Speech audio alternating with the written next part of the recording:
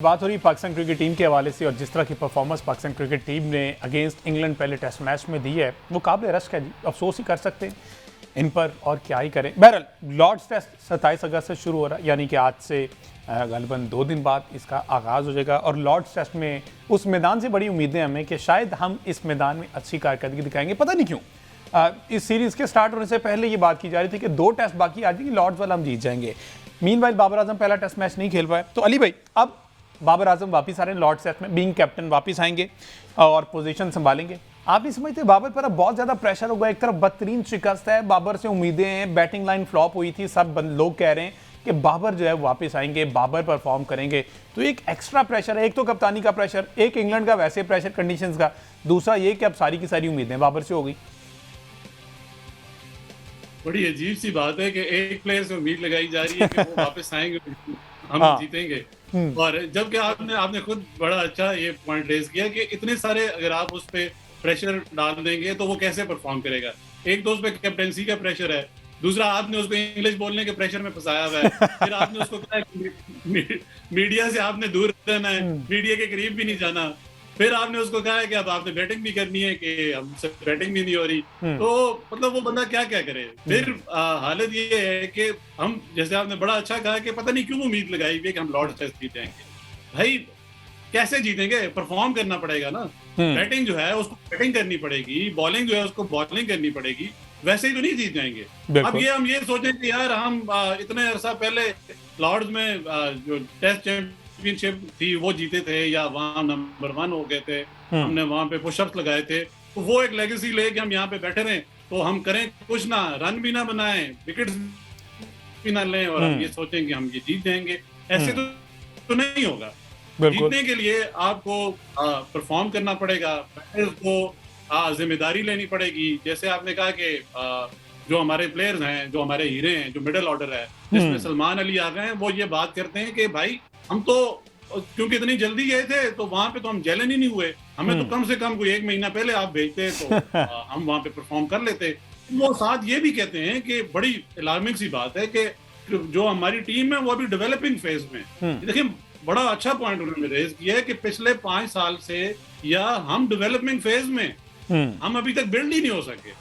तो भाई आपने कब बिल्ड होना है, आप हमें ये बता दें, या आप डेवलप वाले फेज में कब आ जाएंगे? जबकि आप इसी इंग्लैंड की टीम की बात करें, इसमें सिवाय एक जो रूट और उनके 1-2 प्लेयर्स के सब नई टीम है। पूरे उनके प्लेयर्स उठा के देखें, रॉबिन्सन है, टोंग है, आर्चर हैं, इसके अलावा जो उनके बॉलर्स हैं या बैटिंग की अगर हम बात करें तो वो कोई इतनी एक्सपीरियंस टीम नहीं है, वो भी डेवलपिंग फेज में और वो अपनी क्रिकेट खेल रहे हैं। जो बैटर्स हैं वो बैटिंग कर रहे हैं, जो बॉलर्स हैं वो बॉलिंग कर रहे हैं। यहाँ तो मसला ये है कि सलमान अली आगा कहते हैं कि पूरी टीम की परफॉर्मेंस ठीक नहीं है। भाई आपकी इतनी अरसे से क्या परफॉर्मेंस है, मोहम्मद रिजवान की क्या परफॉर्मेंस है, और ये जो सऊद शकील हैं इनकी क्या परफॉर्मेंस है। इमाम उल हक पहली इनिंग में अच्छा खेलते हैं, ठीक है, आपने जैसे बात की प्रेशर की, तो दूसरी इनिंग में इमाम उल हक साहब से तो मतलब 2 ओवर खेलने अजाब हो जाते हैं। जिस दिन इस टीम पे प्रेशर डलता है ये एक्सपोज हो जाती है टीम। तो मामला वही है कि ये किसने बेहतर करनी है चीजें। फिर सवाल वही है, फिर आकिब जावेद साहब कहते हैं कि भाई ये सब कुछ हमने थोड़ी सिखाना है, प्लेयर्स का भी कोई काम है, तो ये प्लेयर्स भी कोई कर लें। ये तो पहले प्लेयर्स होते थे, वो मिसाल भी देते हैं, वकार यूनुस, वसीम अकरम, या अपनी भी मिसाल देते हैं, अपने आप को भी लेजेंड मानते हैं वो कि भाई हम भी बड़ी चीजें बेहतर करते थे, हम भी देखें, हम अपनी डाइट का ख्याल रखते थे, बॉलिंग का ख्याल रखते थे। भाई अगर वो बेहतर नहीं कर रहे तो कोई उनको मशवरा दे दे। यहाँ अब ये बात हो रही है कि क्रिकेट की तनस्ली का इससे अंदाजा लगाएं कि वहां जो प्लेयर्स हैं, जो कमेंटेटर हैं, वो कह रहे हैं कि शाहिन शाह अफरीदी को क्यों नहीं लेके गए। तो भाई शाहिन शाह अफरीदी की परफॉर्मेंस क्या है? शाहिन शाह अफरीदी की फिटनेस नहीं है, उस बंदे का स्टेमिना नहीं है। जब ये टेस्ट टीम डिसाइड की जा रही थी, लाइन लेंथ ही नहीं है, बिल्कुल अनफिट करके उस बंदे को आपने ड्रॉप किया, ठीक है। और वो बंदा विलिंगली, जो बंदा कहीं खुद आगे होता है कि भाई मैं जाऊंगा, उसने चुप करके कहा कि हाँ ठीक है मैं अनफिट हूँ। उसने कहा भाई यहाँ कौन जाके जोर लगाएगा। उसने लंका प्रीमियर लीग का एनओसी लिया, वहां जाके पैसे बना रहा है, ठीक है, परफॉर्म कर रहा है। तो भाई कोई जिम्मेदारी भी तो ले ना। अब वो कहते हैं जी आप शाहिन शाह अफरीदी को क्यों नहीं लेके आए। भाई वो अपनी फिटनेस बेहतर कर ले, वो अपनी परफॉर्मेंस बेहतर कर ले, या वो अपना एक जो बॉडी लैंग्वेज है, उससे शो कराया कि भाई मैं विलिंग हूँ, मैं टेस्ट क्रिकेट के लिए अवेलेबल हूँ। अब हारिस रऊफ की हम बात करें तो हारिस रऊफ तो उनसे ज्यादा बेहतर बॉलिंग करते हैं, उनकी पेस भी है, विकेट्स भी ले लेते हैं, पर क्या करें, 4 ओवर तो नहीं करवाने ना। ना हमने वहां पे कोई जहाज उड़ाने वाली वो इशारे करवाने, वहां पे मसला ये कि परफॉर्मेंस देनी है और उससे हम मैच जीतेंगे। तो किस चीज का रोना रोए हम सब भाई, बस यही तो असल रोना है। अच्छा खैर, सलमान आगा ने जो ये बात की है कि हमारा बॉलिंग अटैक नौजवान और कम तजर्बाकार है, ठीक है, जिसकी वजह से हमें शिकस्त हुई है, और ऑल्दो ये कंडीशंस हमेशा इंग्लैंड की जो है पाकिस्तान के लिए मुश्किल होती हैं, तो ये अब इसमें आकिब जावेद साहब क्या कहेंगे कि ये जो नौजवान और कम तजर्बाकार है, क्योंकि वो तो कहते हैं कि दी बेस्ट है जो है, और गालिबन 4 साल तो हो ही गए हैं वो इस कुर्सी पर विराजमान है। जी, वो अपनी जिम्मेदारी लेने के लिए तैयार ही नहीं है। उन्होंने तो उठा के ना चीजें मैनेजमेंट पे, अब वो हाई उनसे सवाल भी करें तो हाई परफॉर्मेंस सेंटर के कितने सेशन हुए, तो उनके पास कोई जवाब नहीं होता।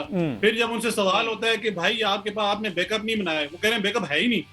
भाई बैकअप बनाना किसने है, बैकअप है ही नहीं तो किसने बनाना है। आपने इतने अरसे से वो पहले मेंटो आप देखें, इतने अरसे से उठा के देखें, एक्सपेरिमेंट पे एक्सपेरिमेंट हो रहे हैं।